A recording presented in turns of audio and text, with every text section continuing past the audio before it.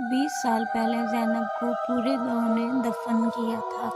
سب نے اپنی آنکھوں سے اس کی قبر بند ہوتے دیکھی، لیکن چند دن بعد قبرستان میں عجیب آوازیں آنے لگی۔ رات 3 بجے ایک سفید لباس والی لڑکی قبرستان سے باہر نکلتی تھی۔ جو بھی اسے دیکھتا تھا اگلے ہی دن کچھ بول بھی نہیں پاتا تھا۔